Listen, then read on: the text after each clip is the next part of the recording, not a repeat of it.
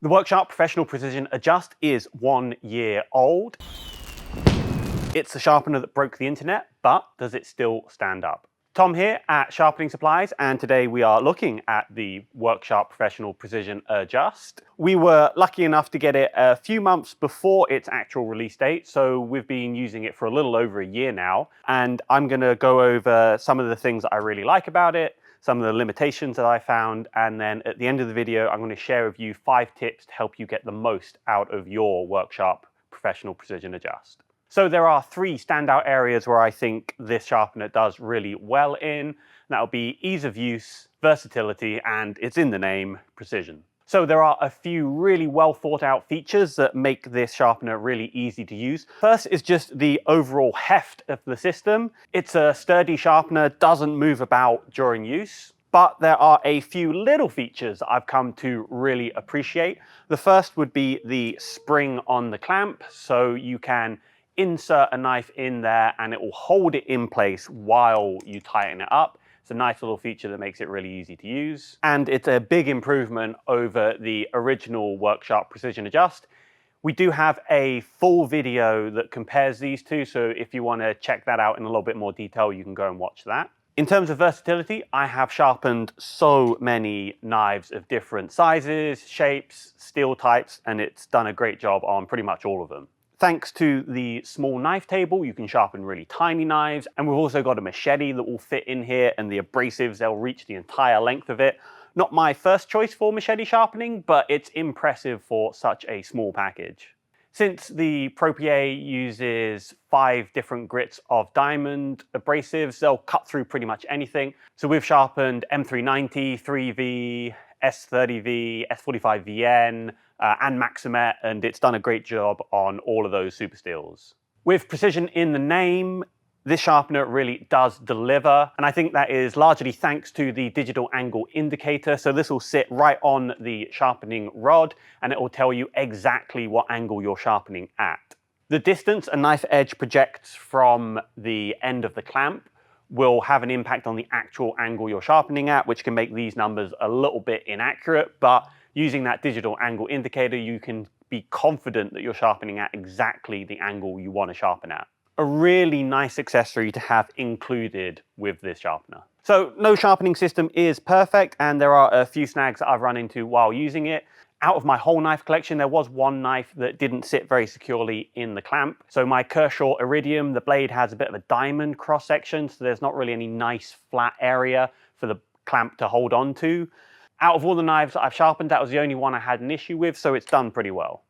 Another thing is that prominent thumb studs on pocket knives can get in the way. Fortunately, most knives will let you remove those, but it just adds an extra step in the sharpening process.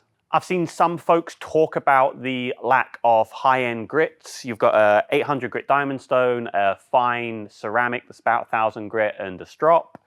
Now, I've managed to get pretty good results off of this system just with the grits provided, but if you stick around towards the end, I'll share a tip for how you can expand your grits. And then my last issue is just me being stupid. I will occasionally use the clamp support and I will forget that it's in there, and while it's in there, you can't twist the clamp around to change sides. Now, Workshop, they were aware that idiots like me exist, so you can just tilt the sharpener back and then that will let you rotate the knife in the clamp, but I just kept forgetting it every single time. So definitely a user error issue, but I just thought I'd mention it just in case there's anyone else making that same mistake. You're not alone. So here are my 5 tips for how you can get the most out of your Workshop Pro PA.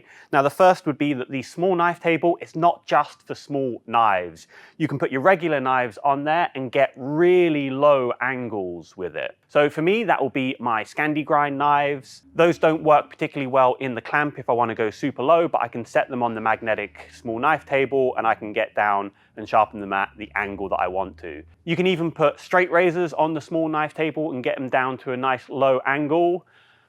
But I don't have fine enough grits, I hear some of you saying. Okay, and then that's where my next tip will come in. The back of all the diamond plates are blank. We sell a variety of adhesive lapping films down to 0.3 microns. You can cut it out, stick it on, and then you've got an 80,000 grit surface to go as fine as you like with any of your knives. So I'll link to some of these lapping films in the description below. So while we're talking about the abrasive plates, my next tip would be to clean them. We have a whole video on cleaning diamond stones, so you can watch that. But in short, you can use a pencil eraser, or you can use something like an old toothbrush and some soap and water to try and get that swarf, that waste metal out from your diamond stones. It'll help keep them cutting better and for longer. My final tip, and this is a great one for any sort of system that clamps a knife in place, and that is how to position the knife correctly in that clamp.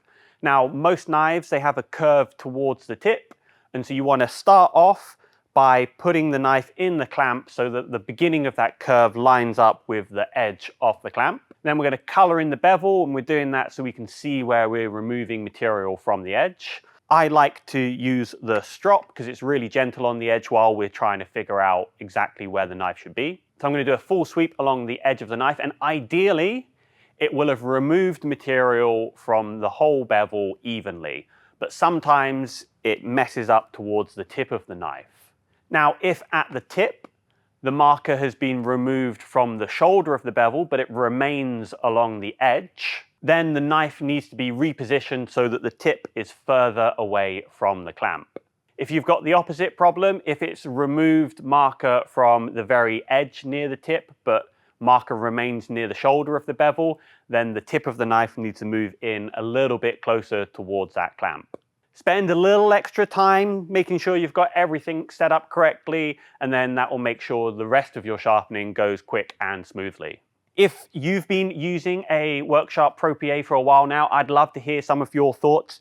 Do you have any tips for how people can get the most out of their Worksharp? Let us know in the comments. Let's get a bit of a conversation going there. If you've enjoyed this video, then please consider giving it a like and subscribe for more sharpening content.